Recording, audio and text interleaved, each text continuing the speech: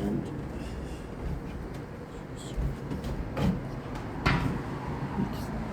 eat or not.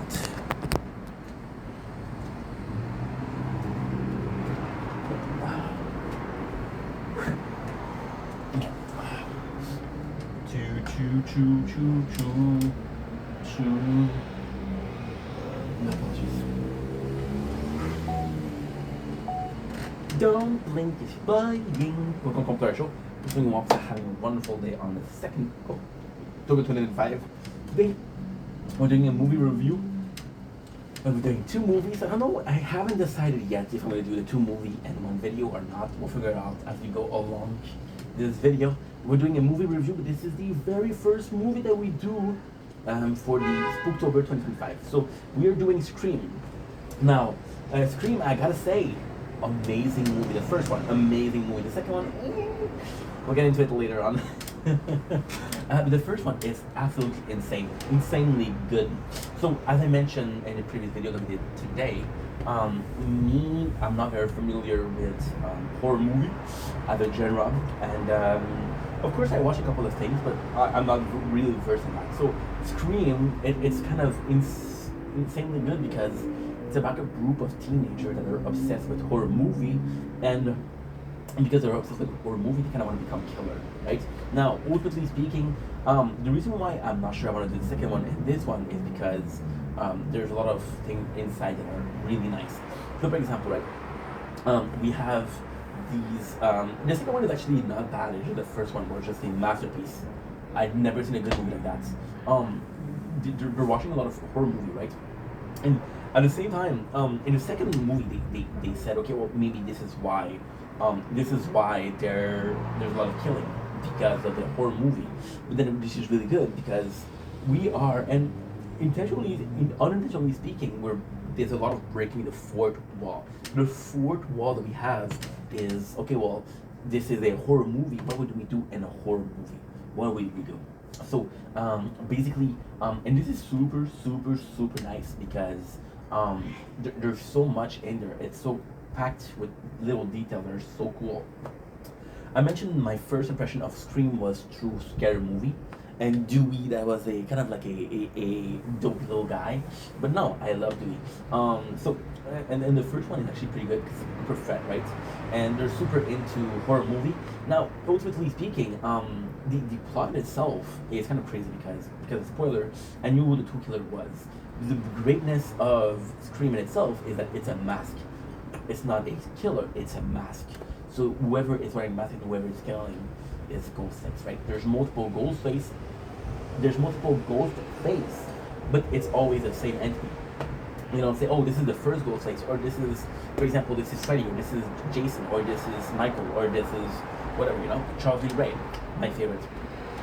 So the fact that there's this killer here, it's super nice because in the first one, it's everybody's wearing a mask. One of my favorite movie is my name is Ink Vendetta, so one of my favorite movie is V for Vendetta. And V for Vendetta, there's a scene where they all wear the mask. In the school, they do the same thing, however, it's a bit less poetic. They're killers, right? So this is super, super cool because, again, it's a case of who can it really be? There's a lot of details. When you know who the killer are, there's a lot of details that prove that Stu, French, and Billy were the killer, right? Now, this is super fucking cool because Stu wasn't a killer. So Billy, what I thought was, because, okay, so technically speaking, right, the events of Ghostface aren't real. They're only real when you take into consideration that this is not a new killer. This is a killer that killed before. So he killed the mom a year ago. Now, what I thought, everybody called the Sid main character, which is Sid, her mom's a slut. So they're saying, oh, your mom's a slut, your mom's a slut, your mom's a slut. So you're led to believe that somehow, some way, the character of the mom of Sid kind of broke young Billy's heart. Give me a sec. My girl, my girl, my girl, say my girl. You will be my girl, my girl, my girl, my world. Oh, let's go. I just love making content. So now what's going on is we uploaded all the videos we had to upload. So now there's nothing to upload. And I'm like, Schnitzel, what am I supposed to do, right? To me, it's really cool because it Billy was in love, right? But in the second, it's said that okay, well, the killer is the mom of Billy, which it's so phenomenal because when you look at it, you realize that in Jason Voorhees, which is Friday the 13th, in the first movie, it's the mom that does the killing. In the second one, he wakes up. He's like, okay, well, what I did was evil. Because of that, I got a couple of favors. And because of that, I'll make you resist avenge me. So this could be a reference to that, right?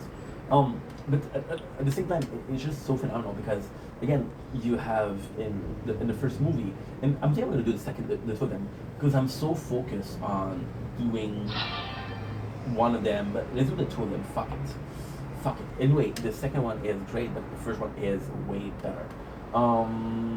We'll do two parts, right? I'll cheat the next and then we'll switch parts. So in the first one, like it really had a reason to do the killings, and it's super cool because you kind of notice that he's a bit out there. You kind of notice that he's a bit fucked up, right? And then you look at Stu and you believe he's a bit fucked up, right? What is the craziest thing is there's literally a person that was accused of committing those crimes, right? Then it's amazing because they're talking about the 90s, and it's about the 90s. There's this small town, and what I did like about the movie is first of all, the killing are kind of good. There's the guy who's a nerd or the geek as they call him. When it comes to horror movies, like okay, well, there's a golden rule: don't do this, don't do that, don't do this, right? There's this girl, which is Tatum, who gets killed, who is kind of cool because she has Sid's back.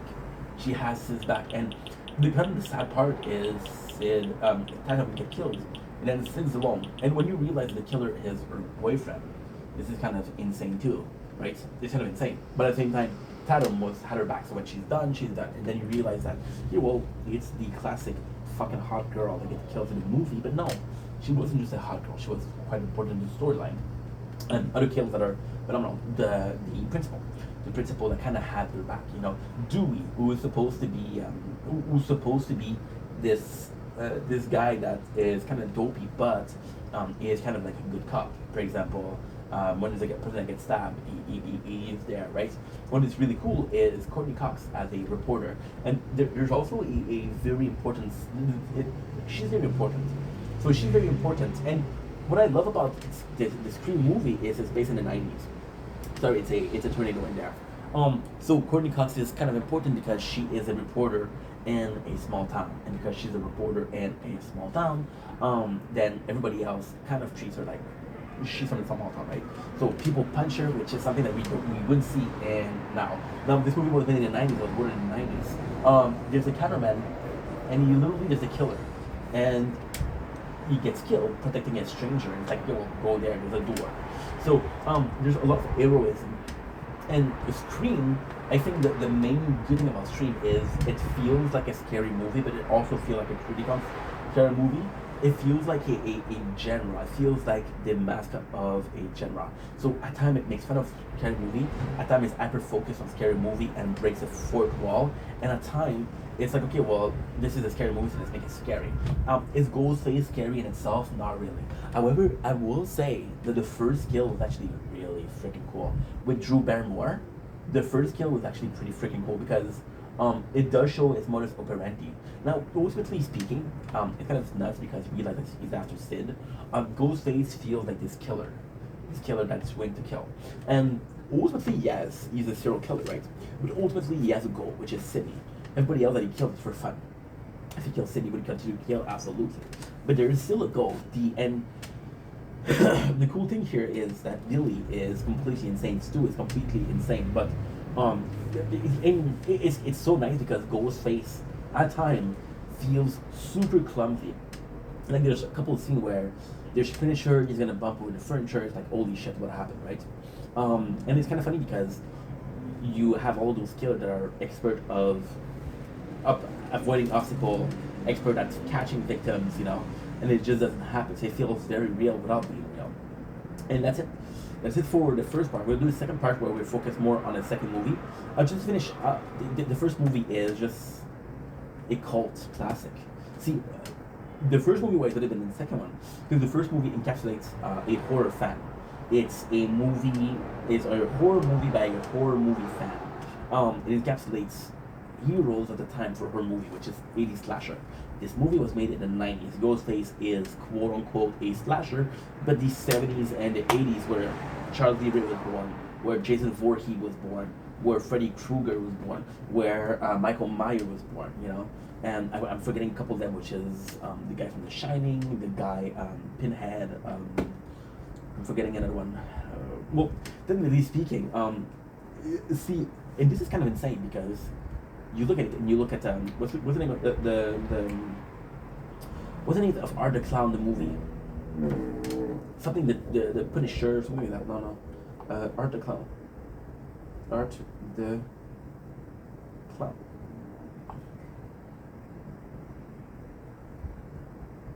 Terrifier, right?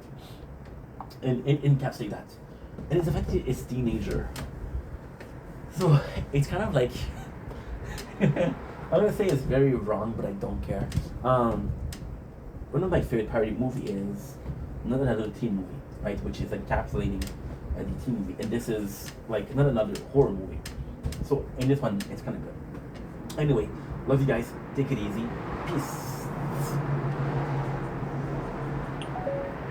You're good. You're good. Don't blink. It's your boy Ink.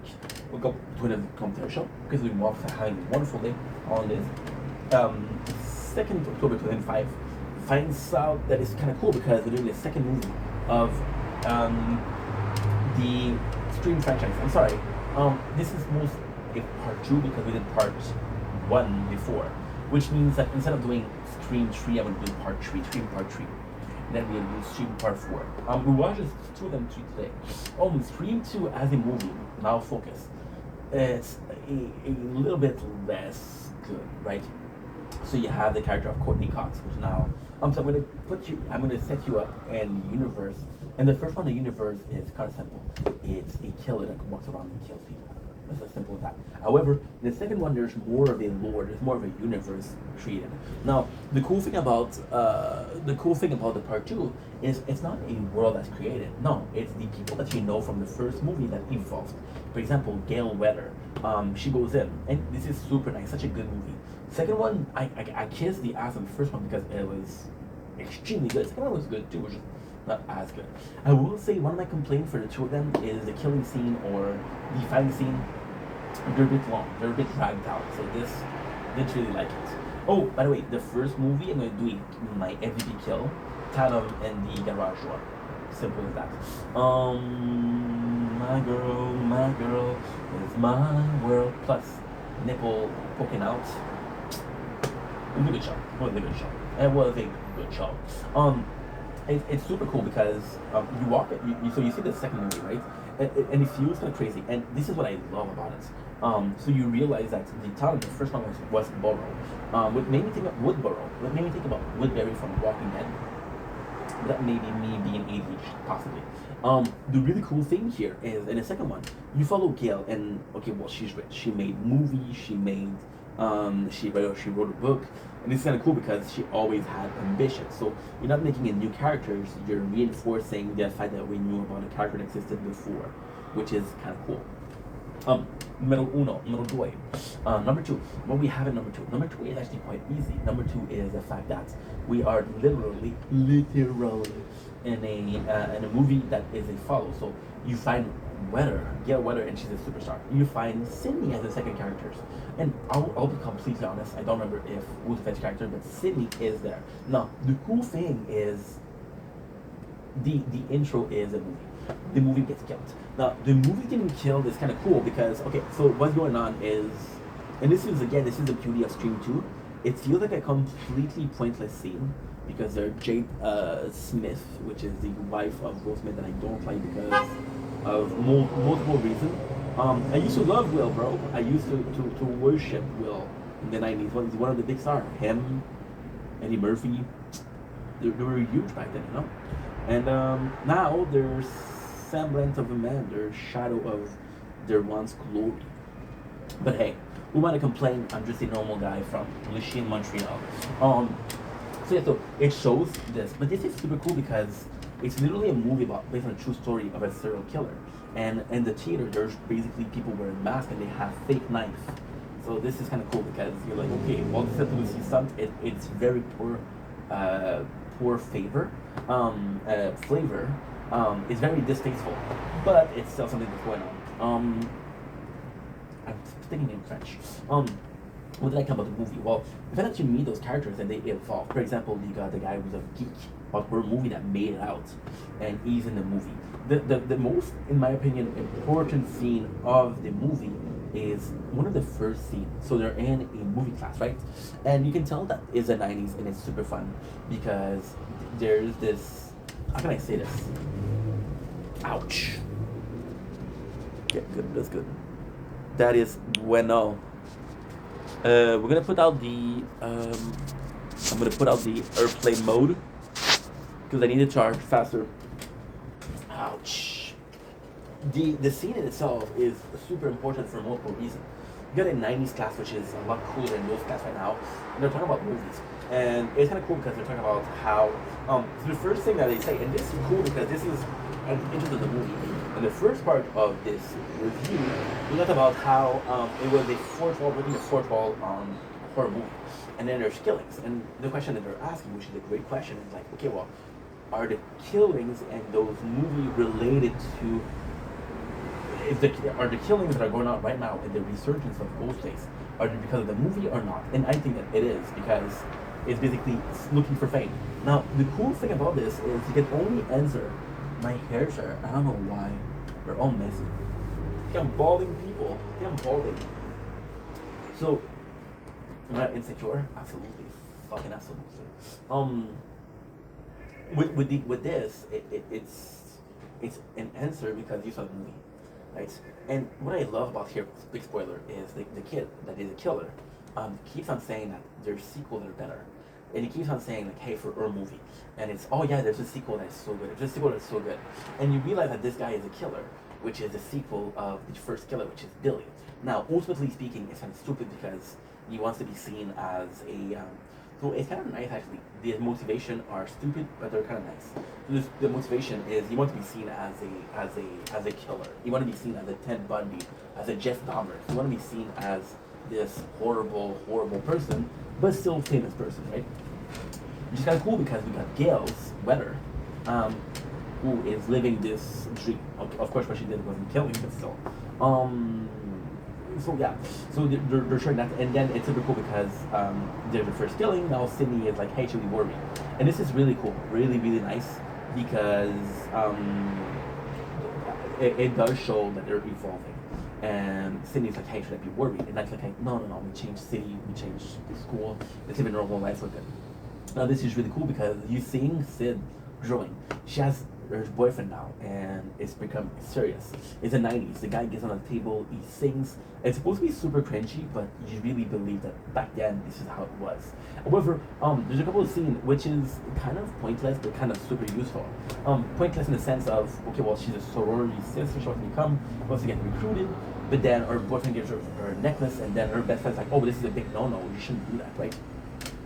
This was kind of cool. This is kind of cool because you got the culture of back then. Now, ultimately speaking, why is it so cool? Because one of my favorite series ever, one of the only series of art that I've ever watched was Child Play. So in Child Play 1, we have Andy Barclay that's very young.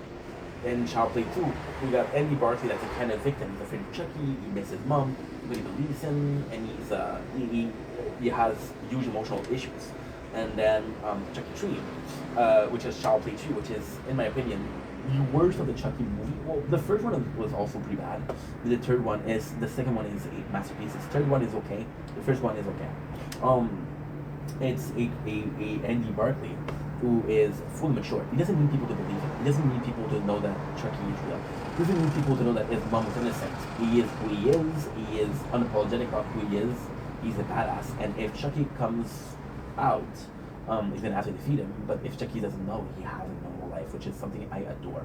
So with that, you're seeing the evolution of characters. Now, this is the super nice thing.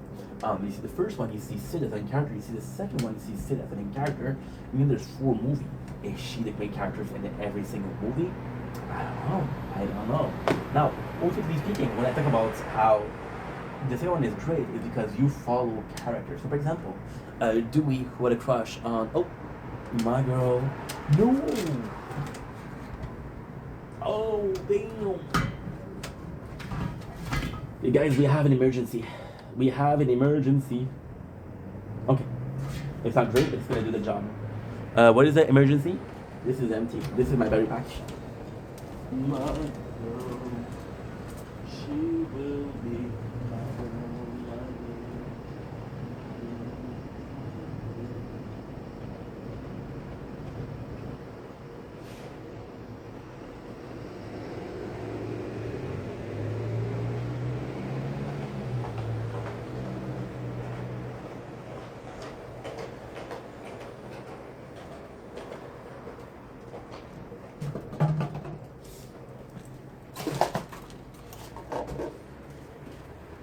there you go.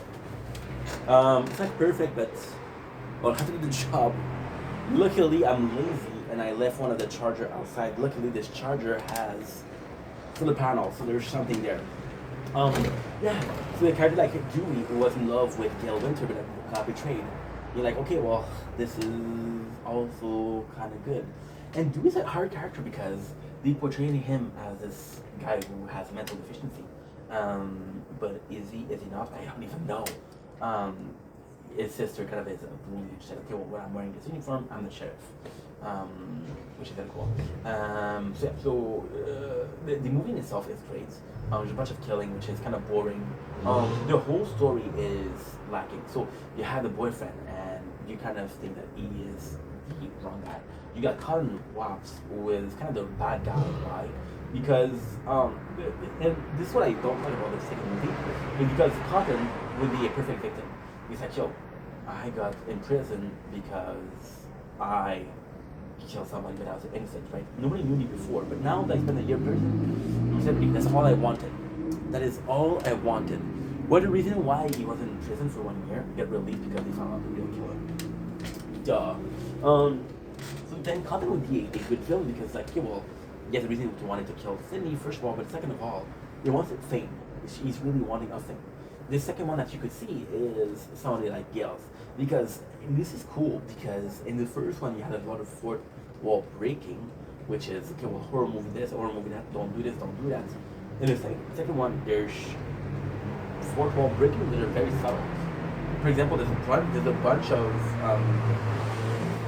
bunch of reporters, right, who are bitches. And they talk about Gail, and she's like, okay, well, Gail, she's hot. Courtney Cox, and they were like, hey, she's still, to this day, she's still beautiful. Just saying, just putting it out there. So they're saying, do you think Gail, as a reporter, because she's like, Gail, well, you think about Dewey, you think about Dewey this, right? And it's kind of cool because, see, the magic of the first movie was, it could have been anybody on that mask. All we knew was a mask and a knife. It could have been anybody, right? Then the second movie tried to recreate that very poorly. They're like, yo, do you think that she's Gail? She's like, what do you think that? She's like, well, if somebody is trying to copy Woodborough, then it could become someone from Woodborough. There's a couple people, which is Gail, there's Dwight, there is Sydney, there is the geek, I don't remember your name, I'm sorry, dude. I'm sorry, dude. But yeah, it's actually quite nice. And this is super cool because it's a lot funnier also. For example, the cameraman is like, yo, your ex-cameraman got killed, so I have to be more careful. I thought it was funny. At the end, the ending is complete masterpiece. The movie in itself, good. The first one was great, the second one was good, the ending is amazing. So you realize who the killer is, and then you realize the killer, and this is kind of very good, because when you realize after the end, mentioned that he's the guy that said, hey, I want to be this killer, I want to be this famous person, I want to be like a serial killer, right? And then he implies that the boyfriend of Sydney was a partner, right? But then you realize that it's not him. So who it ends up being is the mom of Dylan. So the mom of Billy is amazing because we think that she's dead, but she's not dead. We think that she disappeared, but she didn't disappear. The reason why she was gone is because Sydney's mom, who was a slut around town, slept with the father of Billy. And then she said, okay, well, guess what? I'm going to lose 60 pounds, and I'm going to go to the gym, I'm going to do whatever it takes, I'm going to lose the weight, I'll become like a badass, right? And you see this in the book, the movie, which is great. And then you realize that possibly the kid, I don't remember his name, but he plays in Hitman, he plays in one of my favorite movies, which is The Girl Next Door, with Elisha Cuthbert, which is a masterpiece in itself. The movie itself is a masterpiece because fuck, having a porn star living next door, it's more so about moral fabric, and this is a life lesson that never really goes away, right? So with this, and then she said like, hey, I'm killing you because of your mom. And then the coolest fucking thing is she based on revenge, and she has a good reason to want you to get revenge. She has a really good reason, right? Compared to the other guy. And then Sid is like, your son was crazy, you're not crazy. It's like, how dare you talk about my son like that? And it's nice because all of the emotion is, she's not insane, she's just a mother grieving and wanting revenge, which is kind of cool. So that's the end of the second movie. It's pretty good. It's not as great as the first one, but it's still very enjoyable. Now, ultimately speaking, I gotta be honest, right? I do like it. However, the second one was like, okay, well, again, Ghostface. Fuck. He's back, right? On the thing, there's a third and a fourth. We're possibly gonna be watching them both tomorrow. For now, I'm super happy that we watch it, but there's more than that. There's like 7 of them, but I can only watch the one that's on Netflix because I'm not gonna steal a movie and I'm not gonna stream illegally because I am paying. If I want people to watch my video without them being pirated, I have to watch the movie without pirating it. Make sense? Cool. Love you guys. Take it easy. Peace. My girl, is my world.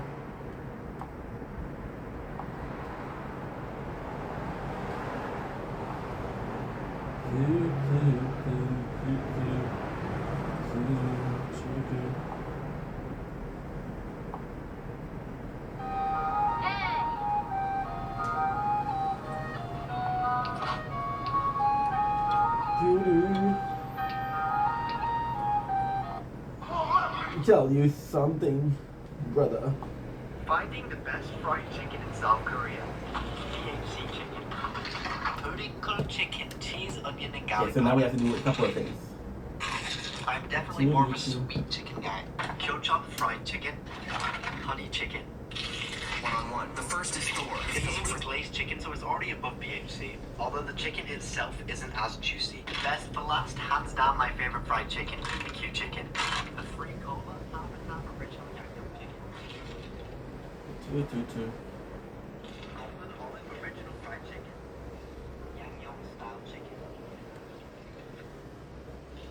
That is the type of sweet I like. It just coats your mouth. Cheesy. Strawberry. Because the Korean fried chicken is not even in the bay. Even you all. I'm talking about the getting away from real free oil. It's on Instagram. Post comment your name and country of residence. Just finding the best fried chicken in South Korea. DMC chicken. Big fried chicken, cheese, and the garlic. I definitely want a sweet chicken. Kyochop fried chicken. Chicken. This is a glazed chicken. Only a good BMC.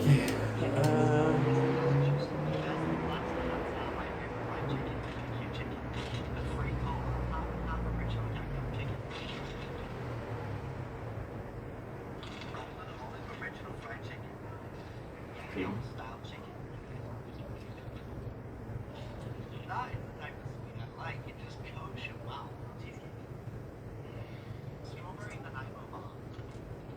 When it comes to Korean fried chicken, it's not even in a debate. Maybe you all would. And on top of that, they're giving away a free flight to Korea. All you have to do is follow them on TikTok and Instagram and go to their post, comment your name and country of residence. Just like this. Finding the best fried chicken in South Korea. BHC chicken. Including I said. chicken, cheese, onion, and garlic powder. I'm definitely more of a sweet chicken guy. Kyochop fried chicken. Honey chicken. Okay, so now we don't have the batteries to go.